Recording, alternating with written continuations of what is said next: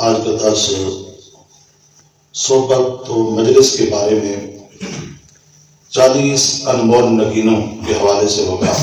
Number 1، بزرگان دین فرماتے ہیں بے شک اللہ تعالیٰ صالح مسلمان کی وجہ سے اس کے پڑوسیوں سے 100 گھر والوں کی بلا اور مصیبت سے حفاظت فرماتا ہے۔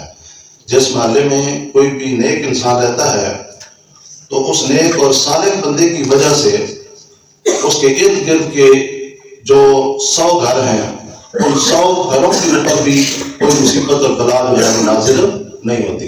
یہاں پر رک کر میں ایک آپ کو بڑا یہ ایمان اور واقعہ سنانا چاہتا ہوں کہ ایک شخص نے اپنا مکان بیچا۔ اس وقت اس مکان کی جو مالیت بنتی تھی، قیمت بنتی تھی، مثال کے طور پر 1 لاکھ درہم یا 2 لاکھ درہم تھی۔ تو جس شخص نے مکان بیچا اس نے جتنی قیمت بنتی تھی اس حساب سے 1 لاکھ درہم زیادہ مانگے۔ تو جو خریدنے والا تھا اس نے کہا کہ اتنی مالیت کا تمہارا مکان نہیں ہے، آپ اس سے زیادہ پیسے مانگ رہے ہیں۔ تو آگے سے اس مکان بیچنے والے نے جواب دیا کہ اس کے پڑوس کے اندر ایک اللہ کے ولی رہ رہے تھے۔ انہوں نے کہا 1 لاکھ درہم جو ہے یہ میرے مکان کا ہے اور 1 لاکھ درہم میں اچھے پڑوسی کو مانگ رہا ہوں تجھ سے، سبحان اللہ، کہ یہاں سے مکان بیچ کر میں آگے جاؤں گا اور مجھے کوئی پتہ نہیں کہ ایسا نیک پڑوسی جو ہے مجھے آگے ملے یا نہ ملے۔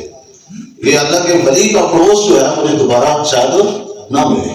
مکان بیچ رہا ہوں کسی مجبوری کے تحت، لیکن مکان کی جو قیمت زیادہ مانگ رہا ہوں تو اسے ڈبل مانگ رہا ہوں۔ تو 1 لاکھ تو مکان کا ہے اور 1 لاکھ اللہ کے اس نیک بندے کی پڑوس کی وجہ سے میں تجھے مانگ رہا ہوں۔ اس چیز کو سامنے رکھ کے اب یہ پھر ایک مرتبہ یہ روایت جو ہے یہ المعجم الاوسط کے اندر موجود ہے اور حدیث نمبر 4080 ہے، جلد نمبر 3 اور صفحہ 129۔ یہی روایت جو ہے حدیث پاک میں پھر آپ کے سامنے دہراتا ہوں، توجہ سے سنیے۔ بے شک اللہ تعالیٰ صالح مسلمان کی وجہ سے اس کے پڑوسیوں سے 100 گھر والوں کی بلا اور مصیبت سے حفاظت فرماتا ہے۔ نمبر 2، دوسری روایت سنیں۔ اے بندہ مومن، کسی سے بھی ملاقات کر تو رضائے الہی کے لیے ملاقات کر، کیونکہ جس نے اللہ تعالیٰ کے لیے ملاقات کی 70,000 فرشتے اسے منزل تک پہنچانے کے لیے اس کے ساتھ جاتے ہیں۔ سبحان اللہ، اور اللہ کی رضا کی خاطر کسی سے ملنے جاتے ہیں، کسی کو نیکی کی دعوت دینے جاتے ہیں، کسی کی بھلائی آپ ذہن میں رکھ کے جاتے ہیں، جس سے آپ کو خدا کی رضا کے لیے ملاقات کرنے جاتے ہیں، آپ اکیلے نہیں جاتے۔ 70,000 فرشتے اس منزل تک آپ کو پہنچانے کے لیے آپ کے ساتھ ساتھ رہتے ہیں۔ کشف الخفا کے اندر یہ روایت موجود ہے، حدیث نمبر 1411 ہے، جلد نمبر 1 صفحہ 387۔ تیسری روایت سنیں۔ سرکار فرماتے ہیں جب تو اپنے بھائی میں 3 خصلتیں دیکھے تو اس سے امید رکھ۔ وہ 3 چیزیں یہ ہے: حیا، امانت اور سچائی۔ جس کے اندر یہ 3 چیزیں پائی جاتی ہیں، حیا، امانت اور سچائی، اس سے تم اچھائی کی امید رکھ سکتا ہے۔ اور جب تم ان 3 چیزوں کو نہ دیکھے جس شخص کے اندر، اس سے اچھائی کی امید نہ رکھ، اس سے کسی قسم کی امید نہ رکھ۔ یہ روایت جو ہے یہ کنز العمال کے اندر موجود ہے۔ چوتھا انمول نگینہ، تیرا جو بھی ساتھی ہو، جسے بھی تو دوست بنائے تو وہ مومن ہونا چاہیے، فاسق و فاجر نہیں ہونا چاہیے۔ فرمایا تیرا مصاحب و ساتھی نہ ہو مگر مومن، اور تیرا کھانا نہ کھائے مگر متقی اور پرہیزگار۔ تیرا دوست نہ ہو مگر مومن، صرف مومن سے ہی، متقی اور پرہیزگار لوگوں سے ہی اپنا اٹھنا بیٹھنا رکھ اور دوستی رکھ۔ صحبت اور مجلس کے حوالے سے بیان جاری ہے، تو ہمیں کس قسم کے لوگوں کے ساتھ اٹھنا بیٹھنا چاہیے اور دوستی لگانی چاہیے؟ جو مومن ہوں۔ اور اگلا حصہ جو ہے روایت کا یہ ہے کہ تیرا کھانا نہ کھائے مگر متقی اور پرہیزگار۔ تمہارے دسترخوان کے اوپر صرف نیک اور متقی لوگ کھائیں، خواش قسم کے لوگ، فاسق و فاجر قسم کے لوگ تمہارے دسترخوان کے اوپر نہ بیٹھیں۔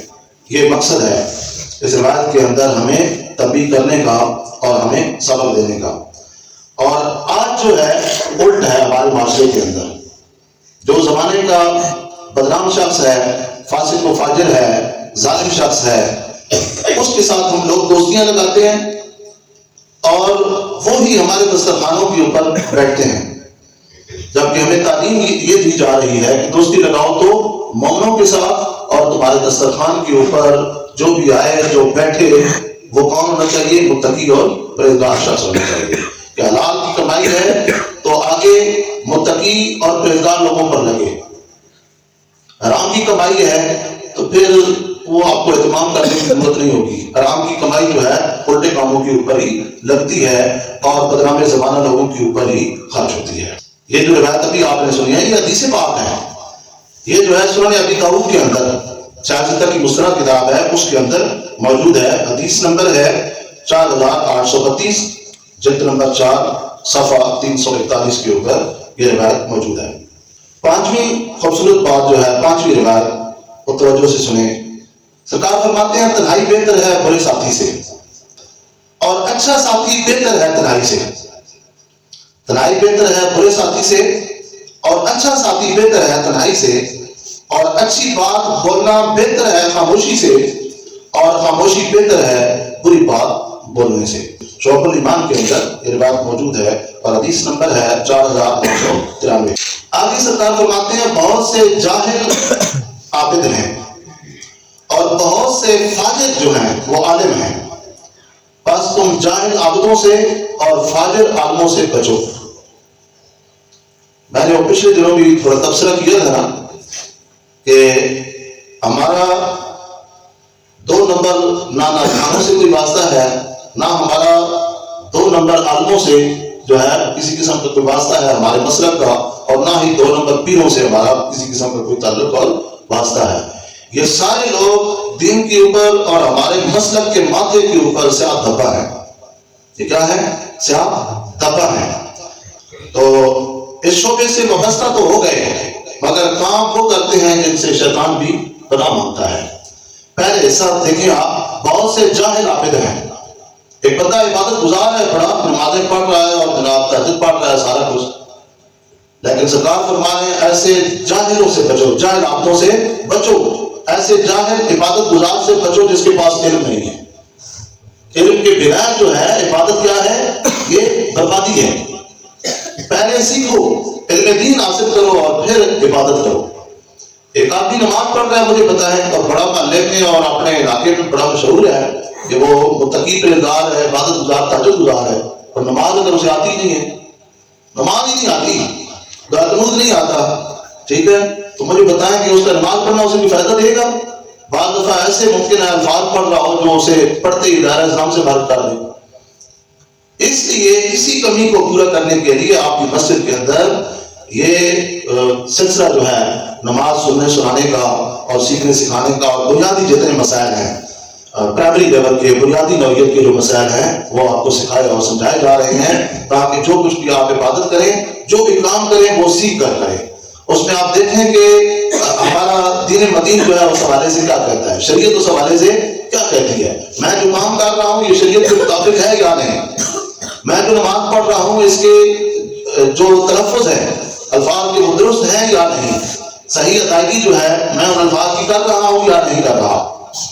تو اس لیے عبادت کرنا جو ہے یہ کمال نہیں ہے، بلکہ علم دین جو ہے، جس دین کا سیکھنا، علم کا سیکھنا ہمارے اوپر ہر مرد و عورت کے اوپر فرض قرار دے دیا اللہ کے محبوب نے. تو اس فرض کی تکمیل دوستوں اسی طرح ہوگی کہ درسوں کے سلسلوں کے ساتھ آپ جڑیں گے، صرف نمازیں پڑھیں گے تو پھر حضور کا فرمان سن لیں. سرکار فرماتے ہیں کہ بہت سے جاہل جو ہیں وہ عابد ہیں، وہ عبادت گزار ہیں، لیکن حقیقت میں کیا ہیں؟ جاہل ہیں.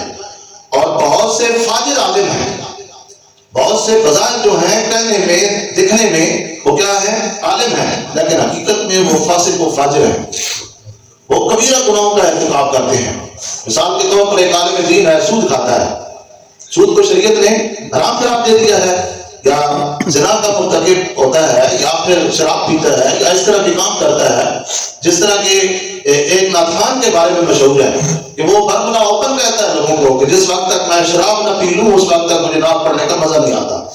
آپ اندازہ لگائیں حرام کو منہ لگا کر ناپاک منہ کے ساتھ تو اس پاک ہستی کا نام لیتا ہے، نام پڑھتا ہے بدبخت انسان، اللہ کے گھر میں آتا ہے شراب پی کر اس کیفیت میں اس حالت کے اندر، اور کہلاتا ہے تم اپنے آپ کو نافرمان۔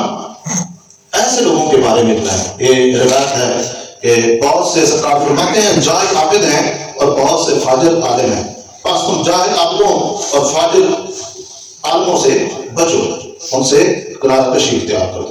الکامل فی ضعفاء الرجال کے اندر جو ہے یہ روایت موجود ہے، جلد نمبر 8 صفحہ 195 پہ یہ روایت موجود ہے۔ آگے سرکار فرماتے ہیں تو برے ساتھی سے بچ کیونکہ تو اس کے ساتھ پہچانا جائے گا۔ برے ساتھی سے بچ کہ تو اسی کے ساتھ پہچانا جائے گا۔ برے ساتھی، برے دوست جو ہے انسان کا تعارف بن جاتے ہیں، وہ معاشرے کے اندر انسان کی پہچان بن جاتے ہیں۔ آپ کو اپنا تعارف کرانے کی ضرورت نہیں ہوتی، جس طرح کہ ایک دانا شخص کا کہنا ہے نا، تم مجھے یہ بتا دو کہ تمہارا اٹھنا بیٹھنا کیسے لوگوں کے ساتھ ہے، میں تمہیں بتا دوں گا کہ تم کس کیٹیگری کے آدمی ہو، کس خصلت کے آدمی ہو۔ تم اپنے بارے میں مجھے کچھ بھی نہ بتاؤ، یہ بتاؤ تمہارا اٹھنا بیٹھنا کیسے لوگوں کے ساتھ ہے۔ تو مطلب کیا ہے، کیا سمجھانا چاہتے ہیں کہ اگر تمہارا اٹھنا بیٹھنا برے لوگوں کے ساتھ ہے، تیرا اگر اٹھنا بیٹھنا برے لوگوں کے ساتھ ہے تو پھر تیرے اپنے بارے میں کچھ وضاحت کرنے کی کہنے کی ضرورت نہیں ہے، لیکن تو بھی برا ہی آدمی ہے، اس لیے تو نے اپنے لیے برے دوستوں کا انتخاب کیا ہے۔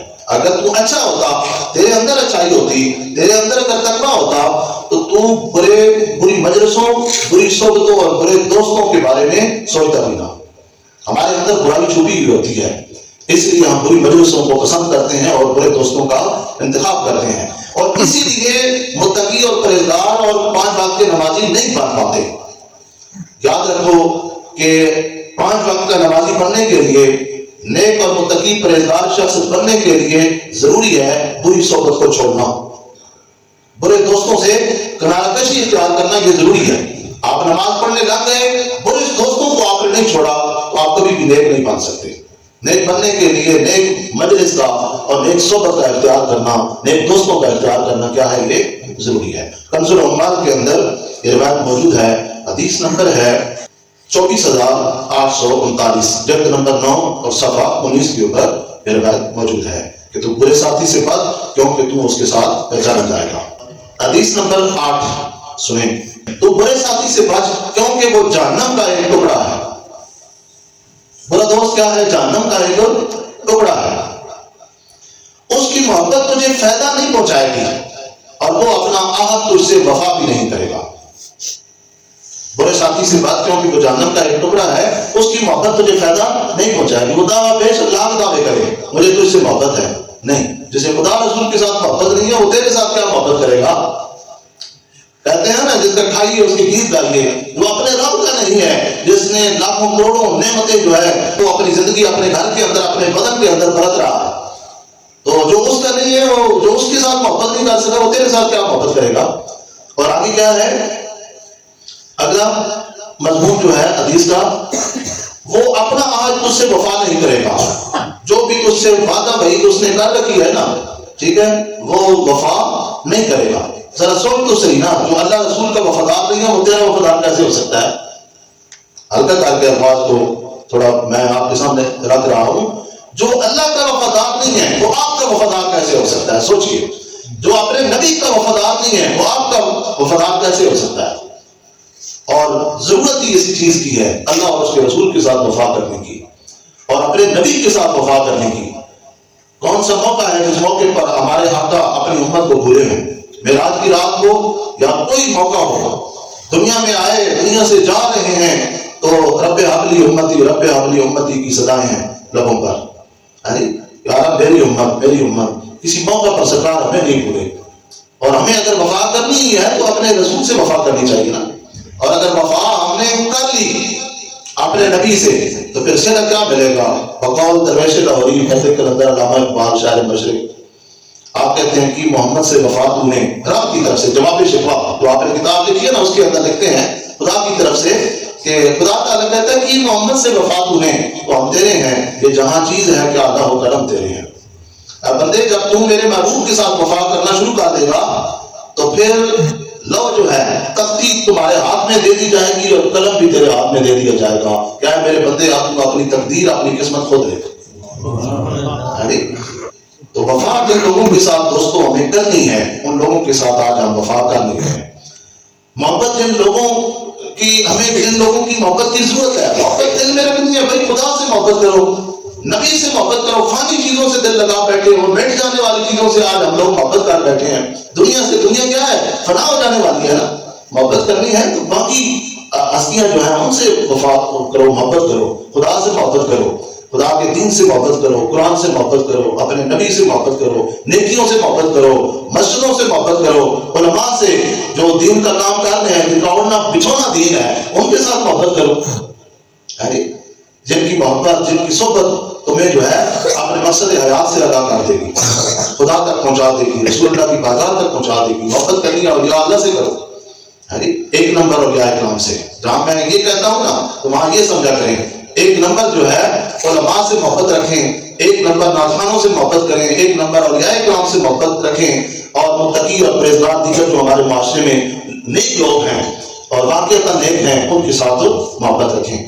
تو یہ روایت جو ابھی آپ نے سنی ہے یہ فردوس الاخبار کے اندر موجود ہے اور حدیث نمبر ہے 1573، جلد نمبر 1 صفحہ 224 کے اوپر موجود ہے. حضرت عمر رضی اللہ تعالیٰ سے روایت ہے کہ انہوں نے فرمایا میرے نزدیک لوگوں میں زیادہ محبوب وہ ہے جو میرے عیوب مجھ پر پیش کرے. آج ہم لوگ کسے پسند کرتے ہیں؟ جو ہماری تعریف کرے.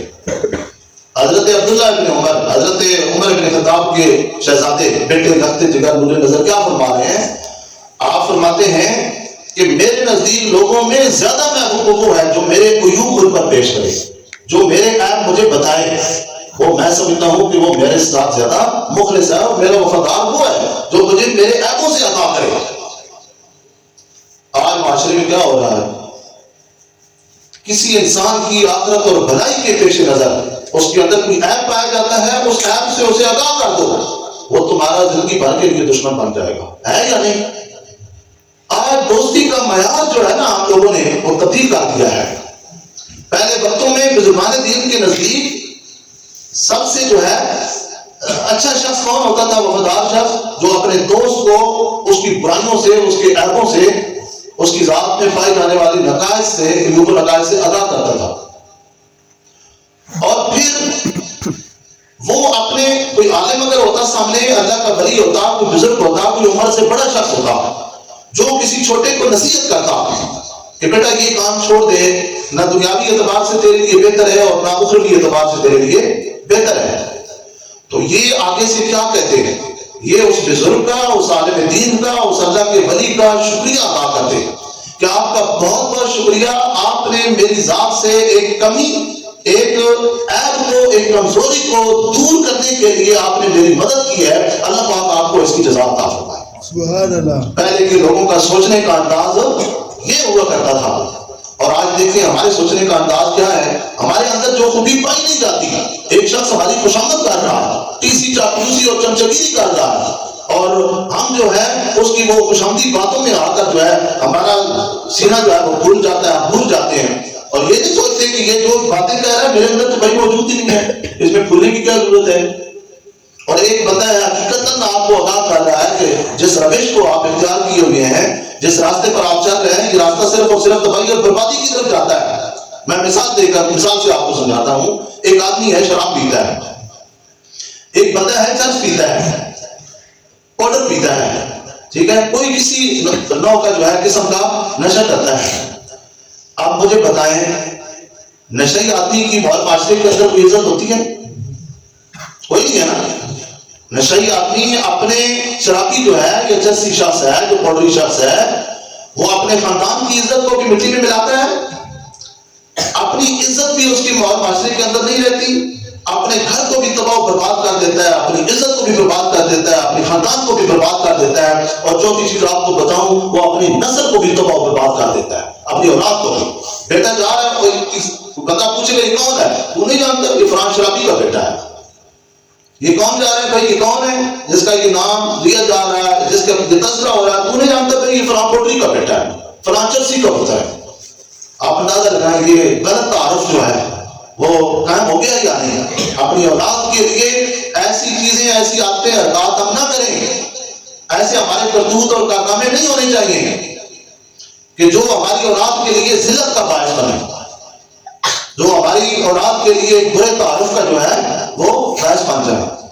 تو اس لیے یہ معاشرے کے اندر یہ جتنی قباحتیں، برائیاں پھیلی ہوئی ہیں، ہم تو ابھی تک اپنے آپ کو نہیں سدھار پائے بھائی۔ ہمارے اوپر ذمہ داری اللہ اور اس کے رسول نے یہ رکھی ہے، قرآن میں ہے وَأَنْتُمْ خَيْرُ أُمَّةٍ أُخْرِجَتْ لِلنَّاسِ تَأْمُرُونَ بِالْمَعْرُوفِ وَتَنْهَوْنَ عَنِ الْمُنكَرِ۔ ایک امت جو ہے ایسی ہونی چاہیے، بہترین امت، تم ایک بہترین امت ہو، نکالی گئی ہو لوگوں کے لیے کہ نیکی کا حکم کرو اور برائی سے روکو۔ یہ اس کے مخاطب صرف علماء ہی نہیں ہیں، جس طرح سرکار نے فرمایا نا کہ پہنچا دو میری طرف سے اگرچہ ایک آیت ہو، تو سرکار اپنے ہر امتی کو مخاطب کر رہے ہیں کہ تمہارے پاس ایک آیت کا علم ہے، ایک حدیث ہے، کوئی اچھی بات ہے، اور تمہارے اوپر فرض ہے کہ اس امانت کو، یہ امانت ہے تمہارے پاس، اسے اپنے دوسرے مسلمان بھائیوں تک پہنچاؤ۔ تو ہم کیا کر رہے ہیں؟ ہم تو اپنے آپ کو ابھی تک نہیں سدھار پائے بھائی، ہم تو اپنے آپ کو 5 وقت کا نمازی نہیں بنا پائے۔ تو دوستو جتنی جلدی ہو سکے اپنی ذات کے اندر پائے جانے والے عیوب و نقائص کے اوپر ہم سب کو کیا کرنا ہے؟ قابو پانا ہے، اپنی ذات سے کمزوریوں کو دور کرنا ہے، اور پھر اپنے مسلمان بھائیوں کی، اپنے رشتہ داروں، اپنے پڑوسیوں کے، ان کی آخرت کی فکر پہ ہمیں لگ جانا ہے کہ اس شخص کا یاد ایمان بچانے کے لیے نا مجھ سے جو ہو سکا میں کروں گا۔ اس کا اللہ اور اس کے رسول کے ساتھ رشتہ ٹوٹا ہوا ہے، اور ٹوٹی ہوئی تاروں کو جوڑنے کے لیے جو مجھ سے بن پایا نا میں اپنے حصے کا کردار ادا کروں گا۔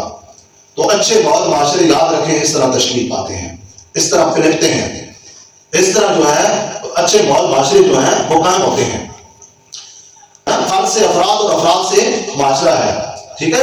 جب ایک فرد اپنے آپ اپنی اصلاح نہیں کر سکے گا، وہ دیگر افراد کی اصلاح اور درستگی کیسے کر پائے گا؟ وہ معاشرے کی سدھار کے لیے باعث کیسے بنے گا؟ اس لیے جتنی جلدی ہو سکے، میرے جتنے درس ہیں یہ فکری قسم کے بھی درس آپ سنتے ہیں، قرآن اور حدیث کے اوپر مبنی یہ ساری باتیں ہوتی ہیں درسوں کے اندر جو ہوتی ہیں۔ دوسرے لفظوں میں اگر آپ یہ کہیں کہ آپ کی مسجد کے اندر درس حدیث ہو رہا ہے 4 ماہ سے، تو یہ بے جا نہیں ہوگا کہ میری درس ہوں یا جمعے کے بیانات ہوں، اور میں زیادہ تعداد جو ہے احادیث مبارکہ کی ہوتی ہے، قرآن آیات کا ترجمہ آپ سنتے ہیں، ادھر ادھر کی باتیں نہیں سنتے۔ یہ جو ابھی آپ نے روایت سنی ہے نا، یہ حضرت عبداللہ بن عمر کا قول سنا ہے، حوالہ سن لیں، الطبقات الکبریٰ کے اندر یہ روایت موجود ہے، جلد نمبر 3 صفحہ 222 کے اوپر یہ حضرت عبداللہ بن عمر کا قول جو ہے، آپ کا قول مبارک موجود ہے۔ تو رب الجلال سے دعا ہے مالک کائنات جو کچھ یہ 9 روایتیں جو ہم نے سنی ہیں آج کے درس میں، انہیں ہم سب کو اللہ پاک یاد رکھنے، کم از کم ان کا مفہوم جو ہے وہ اپنے ذہن میں بٹھانے، اور دین کے پیغام کو اپنے دوسرے دوستوں، عزیز رشتہ داروں اور اپنے گھر والوں تک جو ہے پہنچانے کی ہمیں توفیق عطا فرمائے۔ ہمارے یہاں